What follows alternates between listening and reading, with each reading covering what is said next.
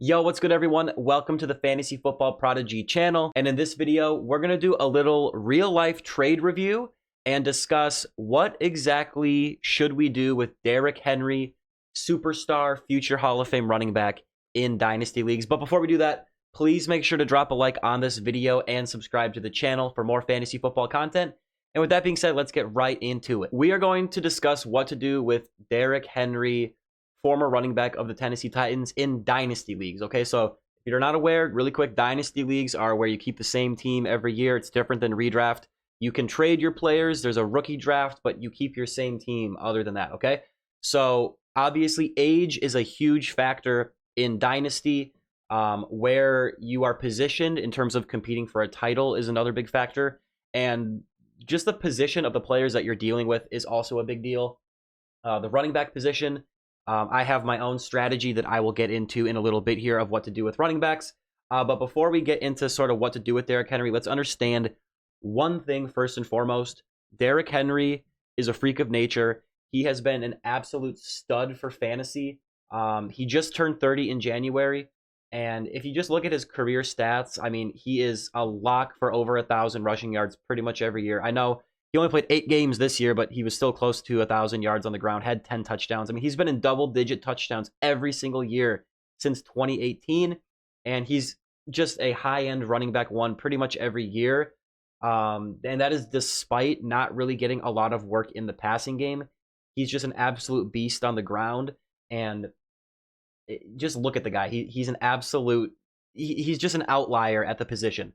So he just turned 30. A lot of running backs at this age start to decline. But Derrick Henry, even though last year, the 2023 season, wasn't what we hoped, he still, I mean, I didn't watch a ton of Titans games, but just kind of the little bit I did watch, it didn't look like he was really like washed up or anything. Maybe he's not the same player. This isn't me saying like, oh, Derrick Henry is good to go for years and years to come. But I do think he still has a little bit of juice left in the tank. And I think a lot of his bad games in 2023 came because of game script, the fact that they drafted Tajay Spears, and the Titans were a rebuilding team. So you can take a look at his fantasy finishes here week by week. He still had some of those big vintage Derrick Henry blow-up games, but he had a lot of disappearing acts as well. Surprisingly, a couple against Houston, a matchup that he normally dominates. But when he got the workload, he looked like, the Derrick Henry of old, able to punish defenders.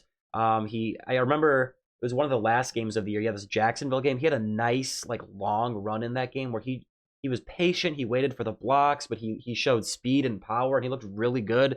He still has a nose for the end zone, had 12 touchdowns, and despite being sort of a down year on not a very good offense and not a good team in general, he was still a top-end running back at the position. So the question is, what do we do with him now? He is a free agent. He is more than likely not going to be returning with the Tennessee Titans. He said his goodbyes. That team is rebuilding. I think they're going to go with Tajay Spears as the lead back, maybe bring in someone else to split the work there. But what do we do? What do we do with Derrick Henry in Dynasty? So the very first question you have to ask yourself is this, okay? What is your team doing? What are you trying to do right now, okay? Are you trying to go all in and win the championship? Be honest with yourself too. Evaluate your team and be honest.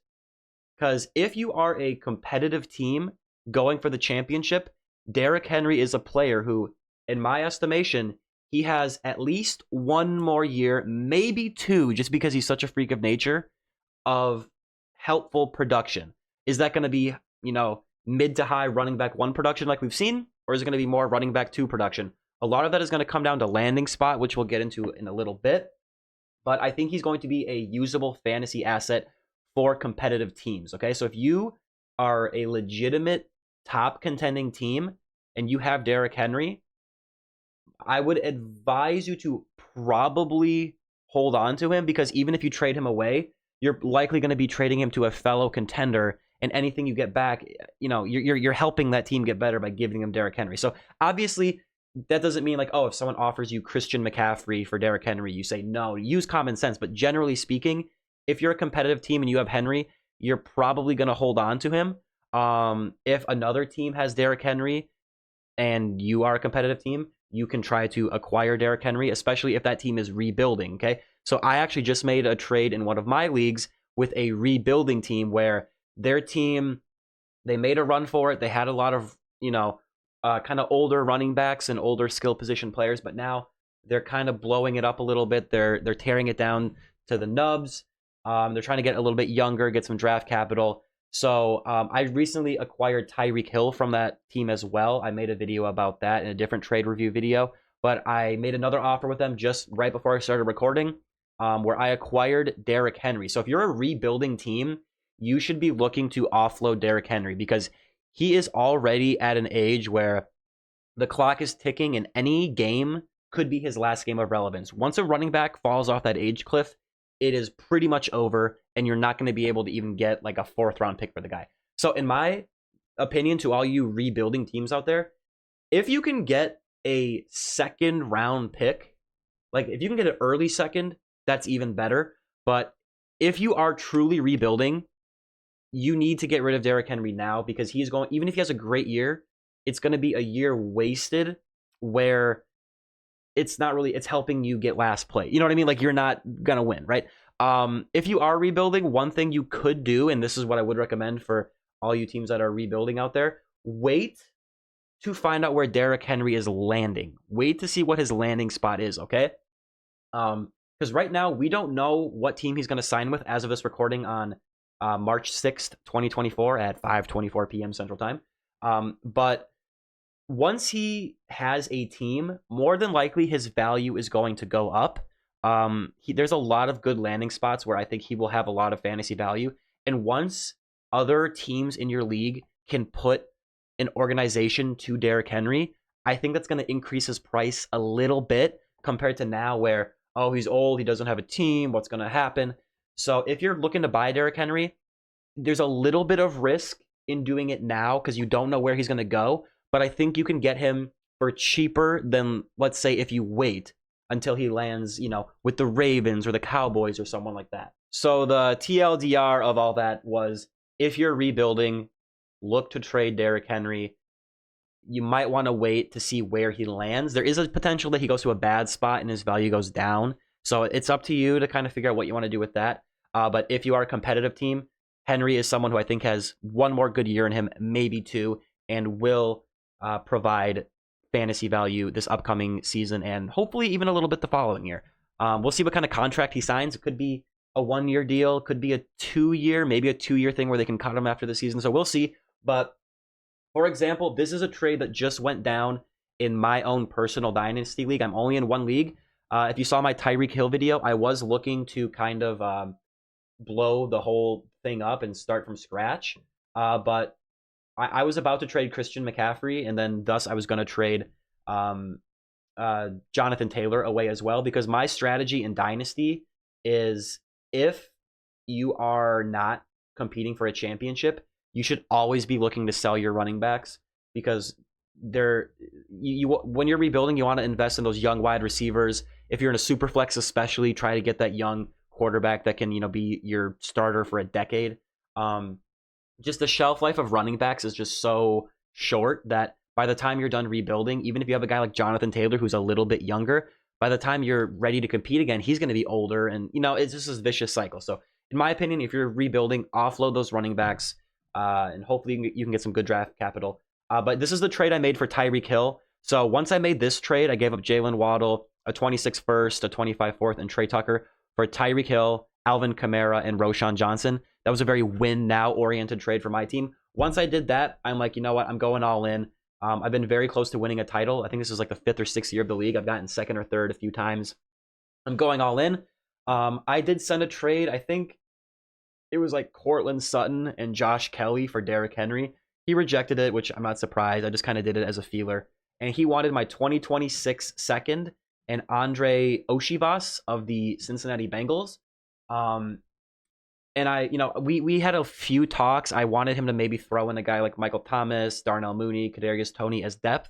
But in return, he wanted something else. So I was like, you know what? Let's just keep this the way it is. But I don't have any draft picks for 2020. I have 1 4th round pick in 24. I don't think I have any picks in 25. And I already gave him my first in 26. So Ideally, if you're acquiring Derrick Henry, you would want this draft pick to be a little bit sooner. But this guy is building for the future, and it's all about the market and the economy in your league. This must have been the best he could get, because I know he's been sending out, offers for other players on his team like Nick Chubb, and he has a few older players. And this was very smart of him to also be like, hey, give me this young receiver who's not going to help you this year, and he has some potential. By the time 2025, 2026 rolls around, to have some value. If you're not familiar with Iosivas, really quick, he was a rookie last year for the Cincinnati Bengals. I believe that was his rookie year. Didn't get a lot of opportunity, with Jamar Chase, Tyler Boyd, T. Higgins on the roster, and Joe Burrow going down with that injury and having backup quarterback play. But he saw some action late in the year where he was kind of called upon. Saw 8 targets and then 7 targets week 16 and 18. Had a couple touchdowns the last week of the season. So I picked him up off of waivers at the end of the year, at the end of this most recent season, just in case, T. Higgins left. That would open up opportunity for Iosivas. I hope I'm saying that right. Obviously, T. Higgins got franchise tagged. He's likely to stay there. After this year, he will probably be gone. We'll see what happens, and that will open the window for Iosivas. But there's so many what-ifs in that scenario, and he's no guarantee to be a huge fantasy producer as it is. So I'm like, you know what? Let's get this deal done. Give me Derrick Henry. And at this point, he doesn't have a team. So right now, the Baltimore Ravens are the favorite to land Derrick Henry. As of this recording, last I heard, I think that would be great for fantasy. They're a running team. They've tried a lot of veterans that really haven't worked out since. Mark Ingram was a veteran that was good for them, but they've had a lot of retreads. So they might end up going with a rookie in the draft. But if they go with another retread in Derrick Henry, I do think that it will work out for the team and for Derrick Henry. A lot of touchdown upside, should get most of the workload there. Some other teams that I've heard, the Dallas Cowboys, that would probably mean Tony Pollard is gone, and that's a high-powered offense, and that should be good for fantasy. The Bears have been kind of rumored. They're a running team. They'd want to get him the ball. Not as high-powered of an offense, but we'll see. If they draft Caleb Williams and maybe another wide receiver to go with DJ Moore, that could be a lethal offense. And they have a good defense as well, so the game script could be good in Chicago as well, where if the team is winning, they're going to hand Derrick Henry the rock. The Chargers are another popular landing spot that he's been rumored to. Jim Harbaugh got hired as the head coach there, hired Greg Roman as the offensive coordinator. That means that they're going to be, I don't want to say run heavy, because they do still have Justin Herbert at quarterback. But Harbaugh and Roman, they kind of tend to lean towards the run historically. So at the very least, I think they will be a balanced team where if he lands there, as long as they're competitive in games, I think Derrick Henry is going to get a lot of carries on the ground. And then the Philadelphia Eagles are another team where if they let DeAndre Swift go and Henry goes there, he would fit in really well there. Obviously, once again on the goal line, Jalen Hurts is going to do his tush push, because they did not ban the tush push. It is going to be a thing, although Jason Kelce did retire, so we'll see what the effectiveness is of that tush push play where Jalen Hurts gets those 1, 2, 3 yard touchdowns on the goal line. So that might limit Derrick Henry's touchdown upside a little bit, but there are so many good spots where I think at the very least Derrick Henry can be good this upcoming year for those competitive teams. But if you're rebuilding, I really think you should try to offload Derrick Henry for at least a second-round pick, maybe get some sort of young receiver like Iosivas, or Trey Tucker is another person who I had already given him, but I could see him being like, hey, put Trey Tucker in the deal. He's another person who I picked up off of waivers very late in the season, just as a sleeper wide receiver. And then, if I was rebuilding, I would want to hold on to those guys if I can, but I'm competing. This team's rebuilding, so I'm like, hey, take these dart throws on these wide receivers. I hope they work out for you, but for me, I'm going all in. So this is my team as it stands right now. We got Christian McCaffrey and Jonathan Taylor at running back. When I was considering myself maybe a rebuilding team, I was trying to get rid of these guys. But since then, I made trades for Tyreek Hill, Derrick Henry, Alvin Kamara. I am all in for this season. DJ Moore, Chris Godwin as my other wide receivers. This is a 1 quarterback, 2 running back, 3 wide receiver, and double flex league for what it's worth. At tight end, I'm a little bit weak. I got Dallas Goedert and Kyle Pitts. Hopefully Kyle Pitts can step forward, but it could be a situation where once I get those 2027 picks, I can look to maybe, include Goddard plus for a tight end upgrade. Or, I don't really want to get rid of Kyle Pitts, but, he's someone that maybe I would deal him away if I really needed tight end help immediately. Quarterback, I got Tua and Trevor Lawrence. That could be better.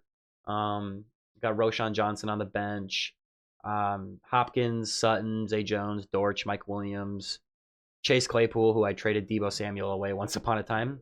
Probably cost me at least one championship. Anyways, and then Michael Wilson and Jonathan Mingo hopefully can make an impact as some depth pieces on the taxi squad. But yeah, man, we're all in. If you guys are all in, I think Derrick Henry is someone who can definitely help this year.